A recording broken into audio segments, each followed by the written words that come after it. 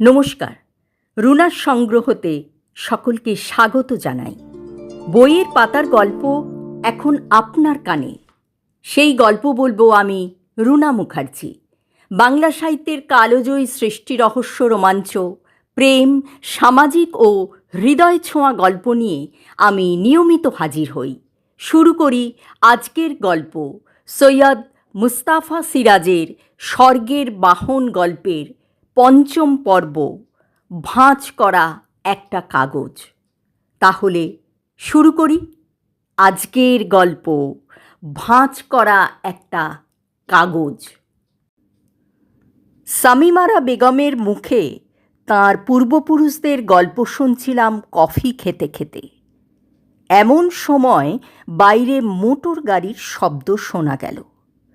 বেগম সাহেবা আবুকে ডেকে বললেন, দেখে আয় তো বেটা, কে এলো। আবু পশ্চিমের বারান্দায় বেরিয়ে চাপা স্বরে বলল, পুলিশ। বেগম সাহেবা দ্রুত অন্দরমহলে চলে গেলেন। তারপর পুলিশ অফিসার মিস্টার ভদ্রের আবির্ভাব ঘটল। কর্নেল তাঁকে খাতির করে বসালেন। তারপর আবুকে বললেন, দেখো তো আবু, যদি আর এক কাপ কফি আনতে পারো। আবু চলে গেলে কর্নেল বললেন, আপনাকে চিন্তিত দেখাচ্ছে মিস্টার ভদ্র। মিস্টার ভদ্র একটু হাসলেন। সদর থেকে মর্গের প্রাথমিক রিপোর্ট নিয়ে এসেছেন সেকেন্ড অফিসার। আপনার অনুমান সত্য কর্নেল। তাহির মিয়ার মাথার পিছনে প্রথমে গুলি করা হয়েছিল। রাইফেলের গুলি? মিস্টার ভদ্র অবাক হয়ে নড়ে বসলেন। এক্স্যাক্টলি, রাইফেলের বুলেট। প্রথমে গুলি করে মেরে তারপর শক্ত কিছু দিয়ে মাথার পেছনটা থেঁতলে দেওয়া হয়েছে, যাতে কর্নেল ওর কথার ওপর বললেন, কিন্তু গুলিটা কানের পাশে হাড়ের খাঁজে আটকে ছিল। কর্নেল দাড়িতে হাত বুলিয়ে চোখ বুজে বললেন, কিন্তু জর্জিস সাহেবের মাথায় অবশ্য গুলি করা হয়নি। তাকে ইট বা লোহার মুগুর দিয়ে মারা হয়েছিল। তার মর্গের রিপোর্ট তো আপনি দেখেছেন বলছিলেন। আপনি গিয়ে দেখে আসতে পারেন থানায়। কর্নেল একটু পরে চোখ খুলে বললেন, তাহের মিয়ার খনি ভেবেছিল পাগল নাসির খাঁয়ের ওপর খুনের দায়টা চাপাবে। মিস্টার ভদ্র হাসলেন। আমার খালি অবাক লাগছে, গুলি মাথায় নিয়ে তাহের দর্জি অন্তত 10 মিটার দৌড়ে এলো কী করে? দৌড়ে আসেননি, প্রথমে যা ভেবেছিলাম, কর্নেল বললেন। গুলি খেয়ে উনি পড়ে গিয়েছিলেন, তারপর ওর পা ধরে টেনে আনা হয়েছিল। কেন? এই বাড়ির পূব দিকে সদর রাস্তা থেকে কবরখানার ওই অংশটা সোজা চোখে পড়ে।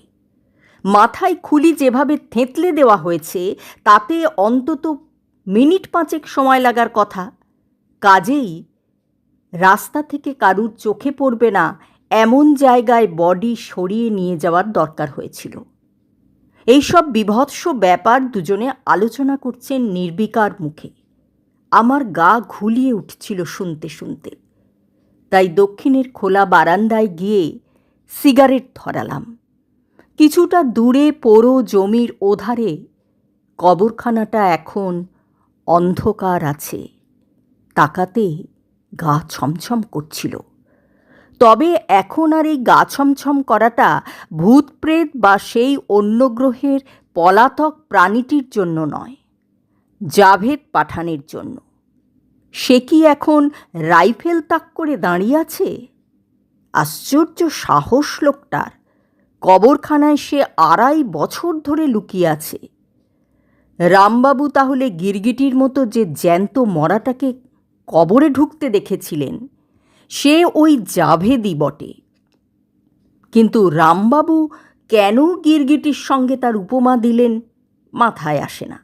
নাকি কবরে ঢোকার সময় জাভেদ শুয়ে পড়ে কাত হয়েছিল, হয়তো ঢোকার জায়গাটা সংকীর্ণ, তাই ওই ভঙ্গিতে ঢুকতে হয়। কিন্তু কথা হলো, একটা কবরের ভেতর কতটুকুই বা খালি জায়গা থাকে যে একজন জ্যান্ত লোক দিব্যি 2.5 বছর কাটিয়ে দিতে পারে? খোলা বারান্দায় ঠান্ডাটা বড্ড বেশি, আর ঘরের ভেতর তখন জাভেদের নাম শোনা যাচ্ছে। তাই ঘরে ঢুকে চুপচাপ বসে পড়লাম। মিস্টার ভদ্র কফিতে চুমুক দিয়ে বললেন, জাভেদ শুধু স্মাগলার হলে কথা ছিল, সে এলাকার ডাকাতদের লিড করত।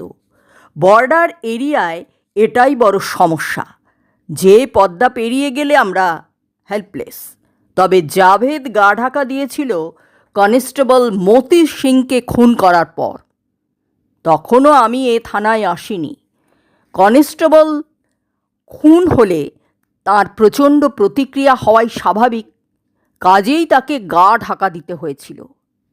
আমার ধারণা সে পদ্মার ওপারেই থেকে গেছে, কারণ সে জানে এপারে এলেই তার কি অবস্থা হবে। বুঝলাম কর্নেল ওকে জাভেদ ওরফে ইদ্রিস আলীর কথা বলেননি, বললেই ভালো করতেন। কবরখানা ঘিরে ফেলে প্রত্যেকটি কবর পরীক্ষা করে দেখলেই ধরা পড়ে যেত কোন কবরটি তার আস্তানা। কর্নেলের দিকে তাকালে উনি মুচকি হেসে বললেন, তুমি কি অন্য গ্রহের প্রাণীটিকে দেখতে গিয়েছিলে জয়ন্ত? আমার মনে হয় প্রাণীটিকে ডিস্টার্ব না করাই ভালো। ওদের শরীর অ্যান্টি ম্যাটারে তৈরি, সাবধান। মিস্টার ভদ্র অবাক চোখে তাকালেন। অন্য গ্রহের প্রাণী? কী ব্যাপার? মিস্টার ভদ্র, আশা করি এরিক ফন দানিকেনের বই পড়েছেন। ওই কবরখানায় নাকি পুলিশ অফিসার হেসে ফেললেন। বুঝেছি, কবরখানার জিনের কথা তো। বেগম সাহিবার স্টেটমেন্টে কথাটা আছে। তবে জেনে রাখুন, জিন টিন বা অন্য গ্রহের প্রাণীটি আসলে এক ধরিবাজ স্মাগলার। কবরখানার দিকে আমাদের বরাবর নজর আছে। গত মাসে এক রাতে ওখানে হানা দিয়েছিলাম, কাউকে ধরতে পারিনি। তবে কিলো 2 গাঁজার এক প্যাকেট আর 5টা বিদেশি ক্যালকুলেটর পাওয়া গিয়েছিল। তারা খেয়ে ব্যাটার ছেলেরা সেগুলো ফেলে পালিয়েছিল। আরও কিছুক্ষণ স্মাগলারদের গল্প করে মিস্টার ভদ্র উঠলেন।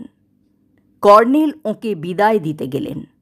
জিপের গড়গড় আওয়াজ দূরে মিলিয়ে গেলে গোয়েন্দাপ্রবর ফিরে এলেন। তখন বললাম, জাভেদ পাঠানোর কথাটা ওকে জানালেই পারতেন।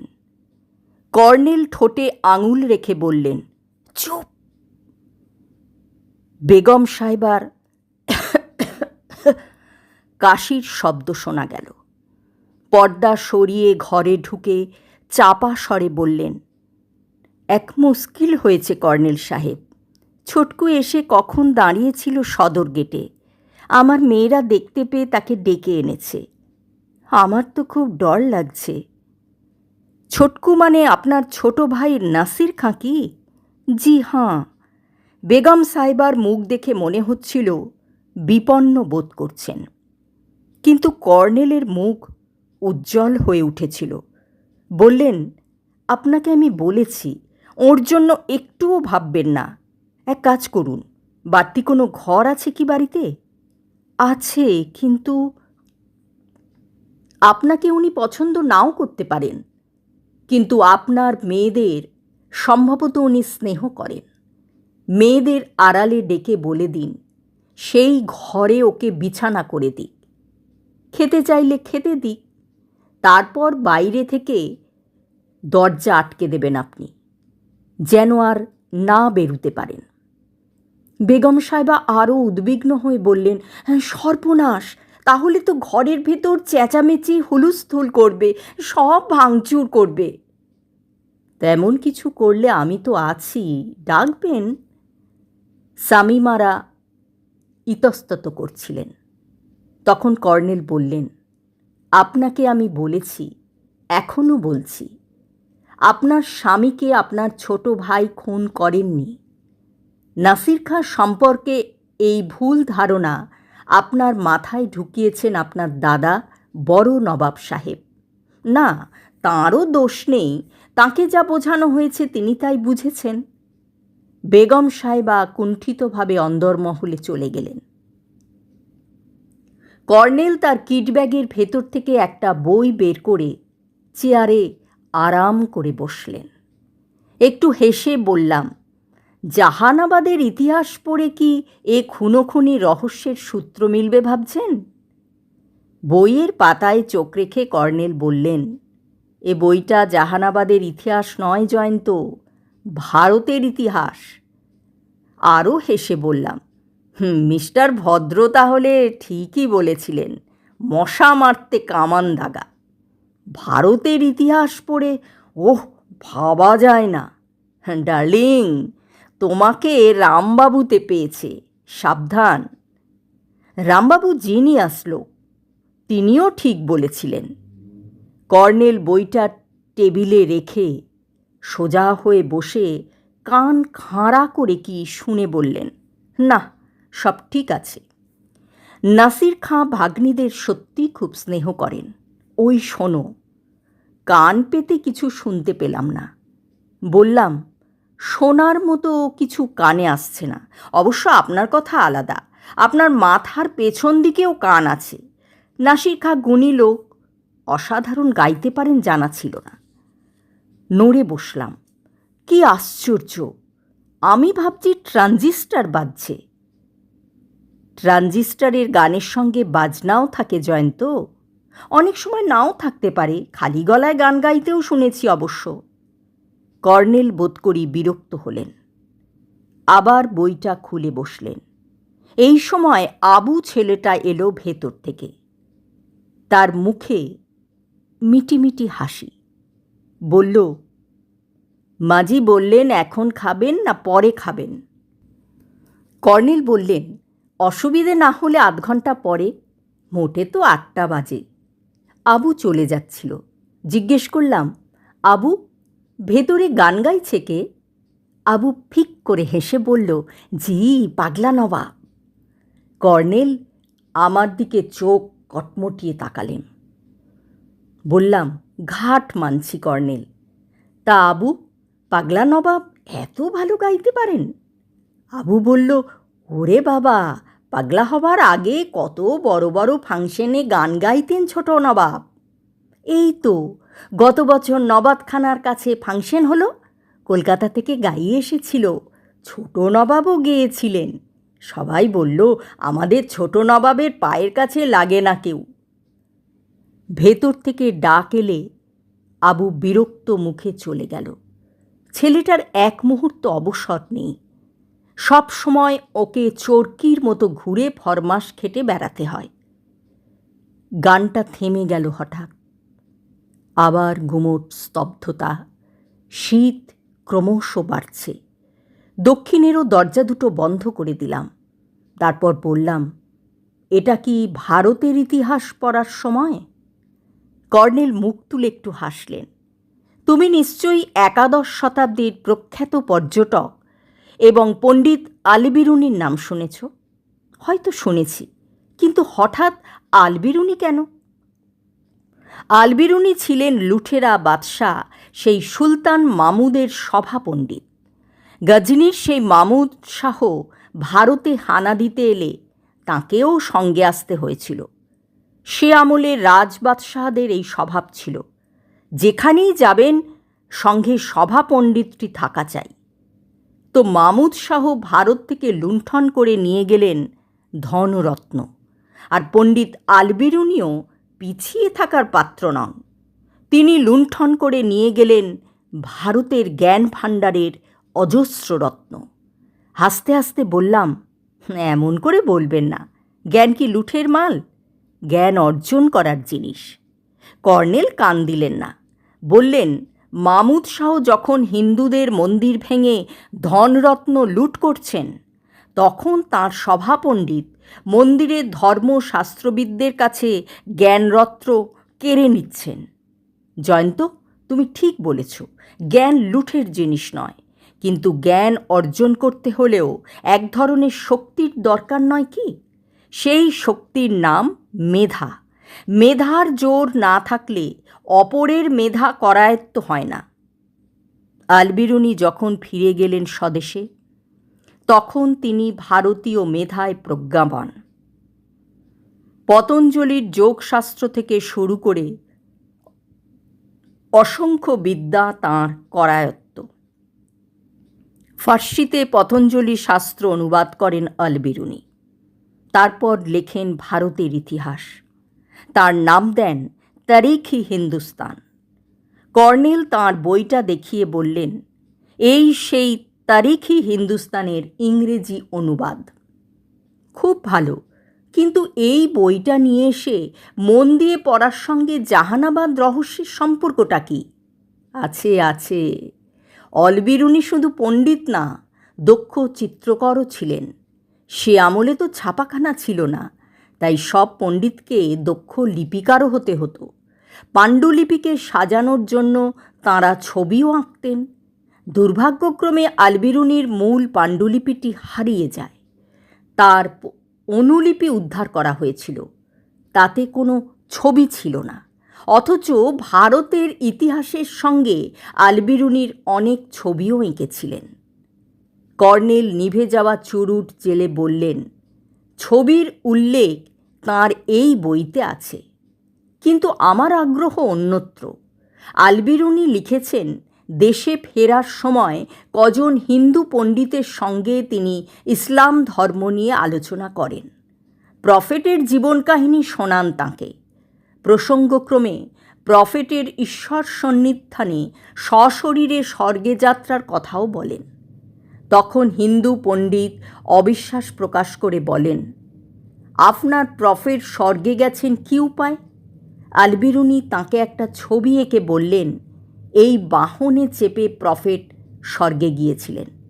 উত্তেজিতভাবে বললাম, বোররাক।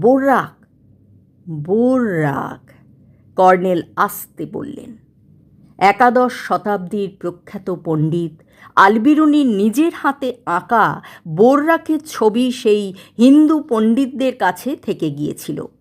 তার নাম ছিল দয়ারাম শাস্ত্রী।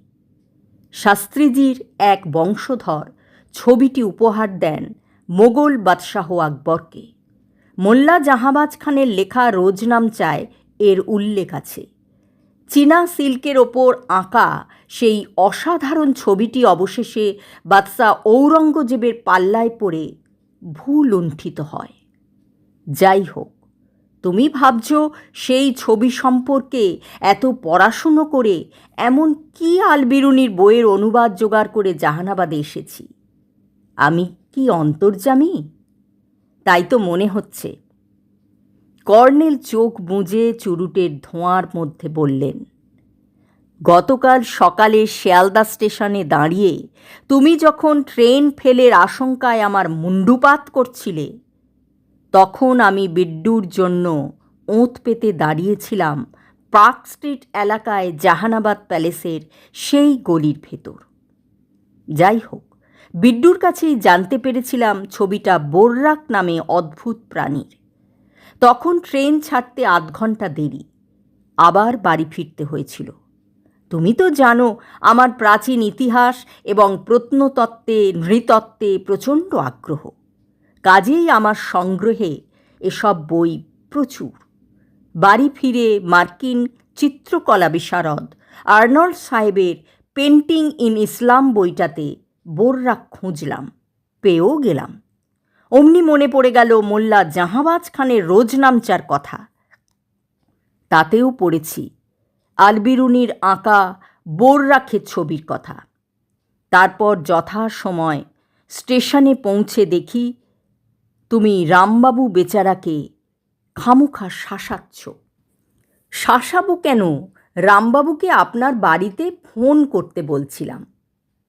রামবাবু বলছিলেন, স্টেশনের ফোন সবসময় অকেজো, আমি কেন আসার পথে আপনাকে নিয়ে এলাম না বলে উল্টে আমাকে বকাবকি করছিলেন। কথা হলো, আমার তো ড্রাইভার নেই, গাড়িটা নিয়ে আপনাকে ইলিয়াট রোড থেকে তুলে না হয় আনলাম। তারপর গাড়িটার কি হবে? রামবাবু তো কিছুতেই বুঝতে চান না। তাছাড়া স্টেশনে আসার সময় ট্যাক্সিও পাইনি, এসেছি বাসে। অথচ রামবাবু। মীনা এসে আদাব দিয়ে বললেন, মাজি বলছেন খানা জুড়িয়ে ঠান্ডা হয়ে যাবে, এখন যদি খেয়ে নেন ভালো হয়। কর্নেল বললেন, ছোট নবাব খেয়েছেন? মীনা হাসল। জি হাঁ, খাওয়া দাওয়া করে ভাগ্নিদের সঙ্গে গল্প করছেন। বোঝাই যায় না উনি পাগল হয়ে গেছেন। ভালো জামা কাপড় পরে একেবারে ফিট বাবুটি। কী গল্প করছেন, কী সব আবোল তাবোল কথা, বোঝাই যায় না।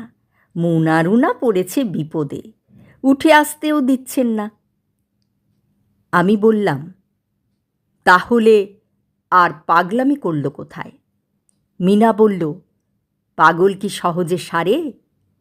তবে এখনকার মতো যেন সেরে গেছে। আবু এসে দিদিকে তাড়া দিল। মীনা ভিতরে গেল। আবুর হাতে একটা নকশা কাটা সুন্দর কাপড়। কাপড়টা টেবিলে ঢাকা দিয়ে তার ওপর খাবারের প্লেট রাখা হয়। জিজ্ঞেস করলে আবু সকালে বলেছিল, একে বলে দস্তরখান। কর্নেল বলেছিলেন, খানদানি মুসলিম পরিবারে এই দস্তরখান বিছিয়েই খেতে দেওয়ার রীতি আছে। এখন আবু সেই কাপড়টা ভাঁজ খুলে টেবিলে বিছিয়ে দিল। সেই সময় একটা ভাঁজ করা এক টুকরো কাগজ দস্তরখানের ভেতর থেকে টুক করে নিচে পড়ল। আবু সেটা লক্ষ্য করল না। দস্তরখান বিছিয়ে দিয়েই সে চলে গেল। ভাঁজ করা কাগজটা কুড়িয়ে নিলাম, কিন্তু সেটা কর্নেলেরও চোখে পড়েছিল। উনি তক্ষুনি আমার কাছ থেকে ছোঁ মেরে কেড়ে নিলেন। সেই সময় হন্তদন্ত হয়ে ছুটে এলেন সামিমারা বেগম। বললেন, আবুর কি বুদ্ধিশুদ্ধি আছে? নতুন দস্তরখান বের করে রেখেছি, সেটা না এনে দুপুরটাই দিয়ে গেছে। ঝুটো দাগ লেগে আছে, ধোয়া পর্যন্ত হয়নি বলে রুষ্টভাবে ডাকলেন আবুকে। আবু দরজার পর্দা সরিয়ে দিল। মাজি ডাকছেন?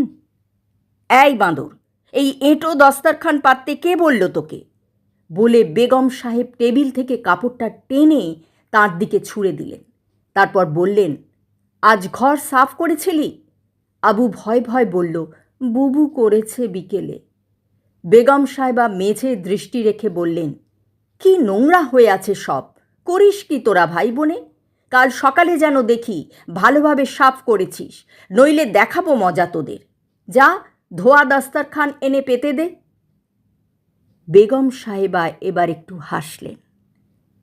আপনাদের খুব অসুবিধে হচ্ছে বুঝতে পারছি কর্নেল সাহেব। গরিবের বাড়ি বলে মেহেরবানি করে একটু মানিয়ে নেবেন। কর্নেল বললেন, কিছু ভাববেন না, আমাদের কোনো অসুবিধে হচ্ছে না। বেগম সাহেবা চলে গেলেন ভেতরে। তারপর কর্নেল আমার দিকে তাকালেন। আমি শুধু হাসলাম। তখন কর্নেলও একটু হেসে আস্তে বললেন, ভালো রিপোর্টারের জন্য কি গুণ থাকা দরকার বলেছিলাম জয়ন্ত? অবজারভেশন। কিন্তু জিনিসটা কি আগে দেখুন। কর্নেল শুধু বললেন, চুপ চুপ। রাত 10টায় দেখি কর্নেল তখনও টেবিল বাতির আলোয় আলবিরুনির ইতিহাস পড়ছেন। বাইরে কোথাও গেলে আমার ঘুম হয় না। কিছুক্ষণ পরে খুটখাট শব্দ শুনে পাশ ফিরে দেখি কর্নেল সেই ভাঁজ করা কাগজটা টেবিলে খুলে রেখে ক্যামেরায় তাক করে আছেন। কয়েকবার ফ্ল্যাশ বাল্ব ঝলক দিল। গোয়েন্দাপ্রবর কয়েকটা ছবি তুললেন। মশারি থেকে মুখ বের করলে উনি চোখ কটমটিয়ে তাকালেন। তখন বুঝলাম কিছু জিজ্ঞেস করা বারণ। ছবি তোলা হয়ে গেলে কাগজটা আগের মতো ভাঁজ করে মেঝে ফেলে দিলেন। তারপর ক্যামেরা গুছিয়ে রেখে মশারির ভেতর ঢুকে গেলেন। টেবিল বাতির আলো নিভিয়ে দিলেন হাত বাড়িয়ে। একটু পরে যথারীতি ওঁর নাক ডাকা শুরু হলো।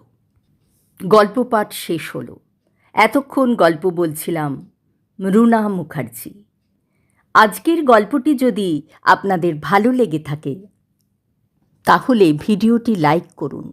আপনার মূল্যবান মতামত কমেন্টে জানান এবং নতুন নতুন গল্প শুনতে রুনার সংগ্রহকে সাবস্ক্রাইব করুন। আবার দেখা হবে আপনাদের সাথে আরেকটি নতুন গল্প নিয়ে। ততক্ষণ সবাই ভালো থাকুন। ধন্যবাদ।